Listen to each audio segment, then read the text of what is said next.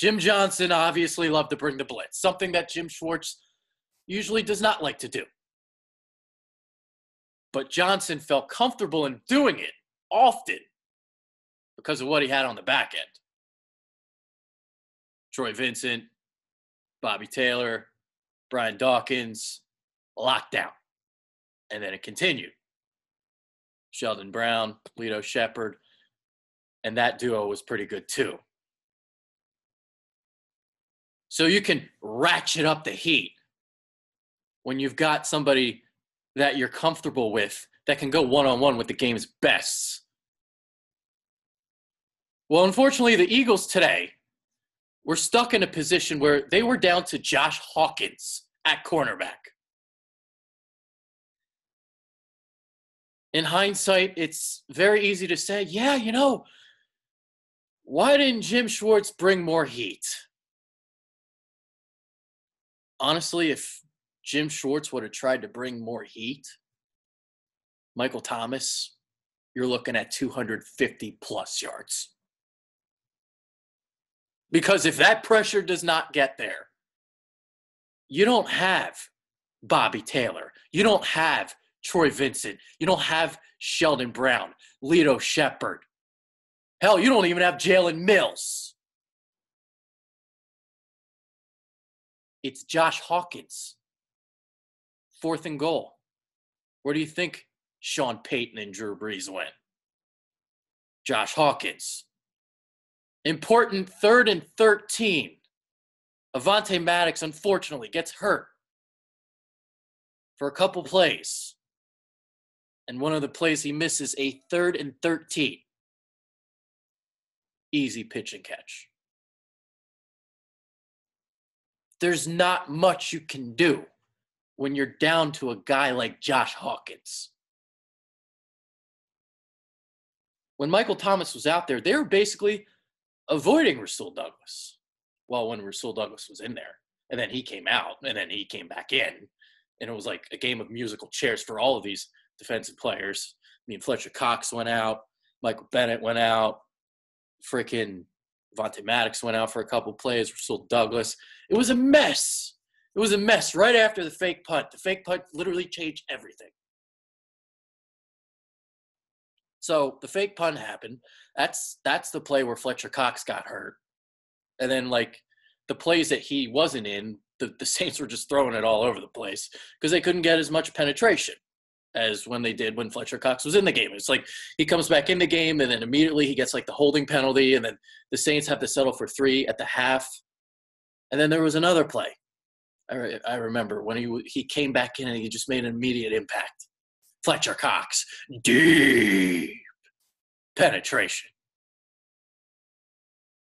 But man, it's tough to want to think that, you can rely on Josh Hawkins and bring that extra heat. It's tough. Because that's what I'm seeing from a lot of Eagles fans. Why didn't Jim Schwartz bring more heat? And I know I was even talking with Philly 500 today on the recap show. It's like, I get it. I know what you're saying. I understand. There's a lot of frustrations.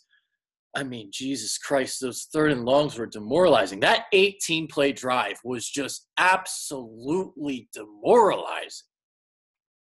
I mean, you had 2 holding penalties. You have a 2nd and 20. You think you're going to get that and get them off the field. Then they get it on the very next play. A 3rd and 16, I think they got converted. I mean, Jesus Christ.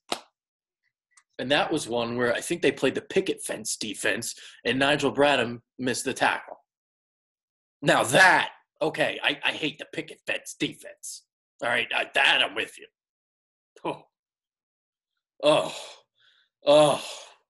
Because that cost them the 4th and 15. Corey Graham bullshit. Yeah, that's a play I could do without. But the 3rd and 13, I mean, they pick up that. It's like they picked up every big 3rd down. I believe the Saints were 8 of 15 on 3rd down. And Drew Brees, they had the number up there at some point during the game. I don't remember what it was. It was 7 of 8. He was 5 first downs. I mean, Drew Brees was unbelievable on third down today. So, they went after the Eagles' weakness, which was Josh Hawkins. And even when you look at the next gen stats, and you look at the chart of Michael Thomas and where he was running his routes, he was running on Avonte Maddox's side, taking care of that mismatch because Douglas on the other side been playing real well the last couple of weeks. Maddox, last week we talked about it, Brennan and I, on the film. This was a matchup that unfortunately we saw Michael Thomas just eating him alive. And it happened. I mean, it's just you got a 5'9" guy going up against a guy that's like a Greek god in Michael Thomas. Like, it's a tough matchup for Avonte in his rookie year. In a couple years, man, like Avonte's going to hang in there a lot better.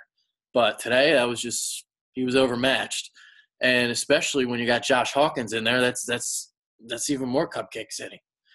So, you're down to what you got. And this is an offense that is basically a kryptonite to this Jim Schwartz defense. If that front seven, if that front four doesn't get home, and Drew Brees, he'll pick you apart. And I kind of talked about his numbers coming in. I mean, from the pocket, he's deadly accurate, and when he's not in the pocket, he's in the 20s when it comes to quarterback rating of those quarterbacks that go outside the pocket. So they weren't able to consistently move Brees off his mark, even though he did a good job of maneuvering in the pocket, but they weren't able to get like all the way home. They weren't able to make enough grilled Brees sandwiches, basically what I'm trying to get at. I think they only had 2 sacks at the end of it. That fake punt really changed the game. It changed the game. It changed everything. I know there are people out there who would have taken the penalty. Hey, listen, it would have been a 3rd and 11. And the way it was going, they would have probably picked it up anyway. It's a tough loss. But I'm not blaming Jim Schwartz as much as I'm blaming the offense. The offense, they were up 14-0 after 2 drives. They gained 151 yards. They went up and down the field. It looked easy in the Big Easy. Crowd was stunned. It was silent in the Superdome, usually raucous. Drew Brees never lost a home playoff game there and still hasn't. Man, he got to run for his money today. 99 yards.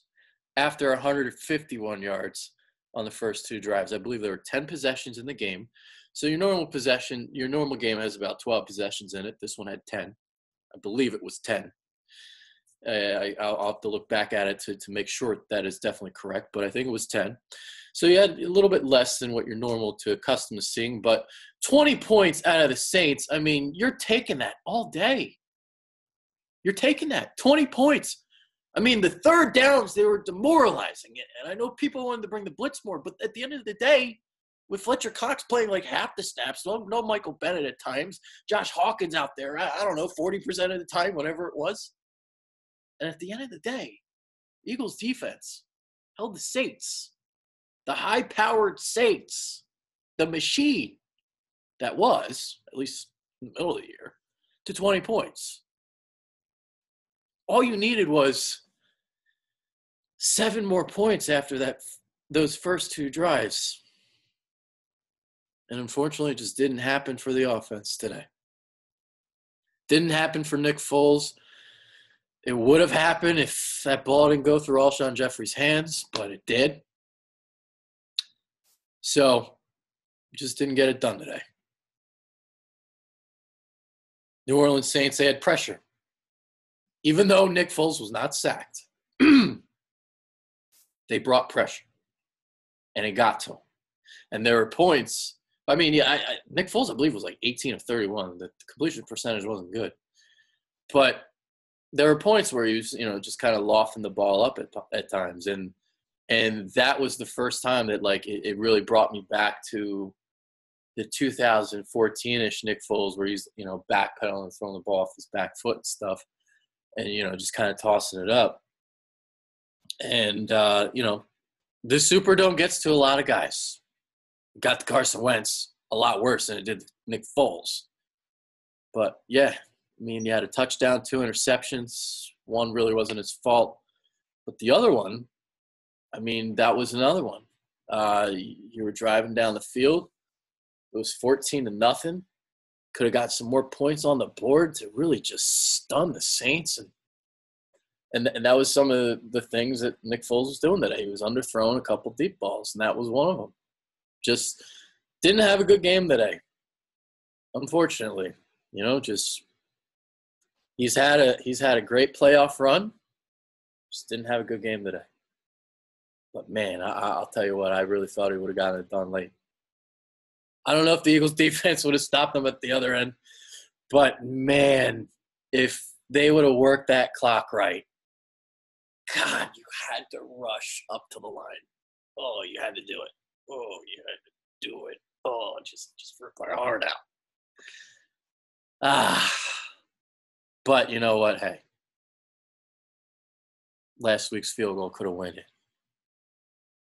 And there were a lot of other things that could have happened that would have prevented the Eagles from making the playoffs. So, at the beginning of the year, if you would have told me all they got was to the divisional playoffs, I probably would have told you it was a failure of the year. But reconsidering the fact that they were 4-6 and all the injuries that they had to endure to fight and scratch and claw to get to this point and have a final drive, a go-ahead chance to go and steal a win in New Orleans, I would have taken that. They just didn't get the job done. So the season is over, and that is that. Adrian Fedkiw, out of here.